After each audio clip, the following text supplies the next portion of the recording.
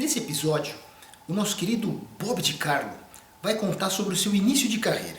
E foi uma coisa muito curiosa, né? Ele conta que ele foi convidado para acompanhar um amigo que tinha escrito as letras de algumas músicas e queria apresentar para uma gravadora. E ele foi lá acompanhando esse amigo. Chegando lá, os diretores da gravadora simpatizaram com ele, um rapaz jovem, bonito, e perguntaram se ele sabia cantar e se ele toparia fazer o teste para gravar um disco. Já pensou um adolescente recebendo uma proposta dessa em plenos inícios dos anos 60? Pois foi o que aconteceu com o Bob de Carlo.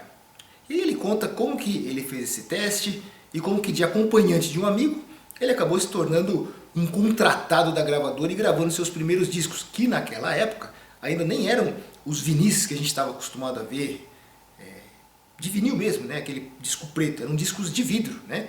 Discos de 78 rotações que rodavam muito rápido e só tinham uma música de cada lado. Então vamos ver o Bob de Carlo contando sobre esse seu singelo início de carreira. Dá uma olhada nessa história.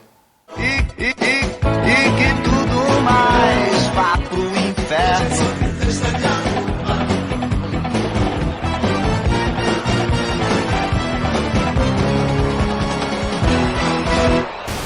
Bem, eu sou o Bob, eu comecei por uma casualidade.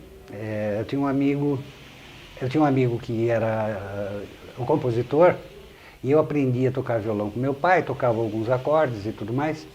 E ele me convidou para ir ao Odeon, na época, isso em 1960, para ir acompanhá-lo lá para mostrar essas músicas. Eu conhecia as músicas, enfim. E chegando lá, o Adail Lessa, que era o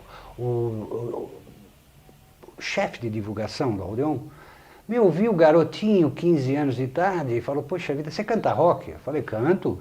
Então canta aí. Eu peguei e cantei, ele chamou o diretor artístico, que era o Júlio Najib, na época, e o Júlio veio e falou: você quer fazer um teste aqui para gravar? Quer ser cantor? Eu falei: mas claro. E resultado, o meu amigo não conseguiu, infelizmente, gravar suas músicas com nenhum artista. Mas, em compensação, eu consegui assinar um contrato com o Odeon, fiz o teste e, nessa época, eu gravei 378 rotações ainda, naquela época ainda não existia compacto, nem DVD, infelizmente. E gravei 378 rotações, na época em que Celi Campelo era a rainha do rock brasileiro, o rock estava se projetando aqui no Brasil, Sérgio Murilo era o grande ídolo brasileiro também do rock, só que ele estava radicado no Rio de Janeiro, Celi já era paulista. E vem Tony Campelo, Carlos Gonzaga, Demétrios, Rony Cordi, o grande Rony Cordi, quem mais?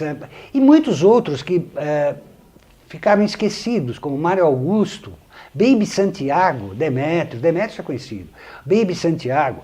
E o Baby Santiago era uma exceção, uma rara exceção, haviam outras, que na época do rock no Brasil, quando surgiu o rock, esse movimento aqui, a maioria das músicas eram versões americanas, francesas, enfim, inglesas, né? Mas na maioria americanas. Eram versões feitas exclusivamente pelo Fred Jorge, que era um versionista, que gravou várias com a Celi Campelo, com Tony Campelo, inclusive comigo. Eu gravei o A Eliana, mas não, a versão Sérgio de Freitas. Bom, mas enfim, e não existia, como eu dizia, uma raríssima exceção era o Baby Santiago, que era um compositor brasileiro, fazia rock no Brasil. Gravou com o Wilson Miranda, gravou com o próprio Demétrios, me parece que gravou música do Baby Santiago. Enfim, então o início da coisa foi por aí. 1960, rock and roll, garotão e sapato branco, que era e meia vermelha. Era na época era o show, né?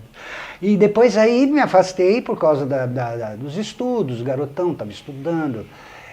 Então minha mãe não permitiu muito, tomava muito tempo esse negócio de ter que ir para cá, para lá, viajar e tal. Eu voltei aos estudos e tal e me afastei. Gravei esses 378 rotações e me afastei.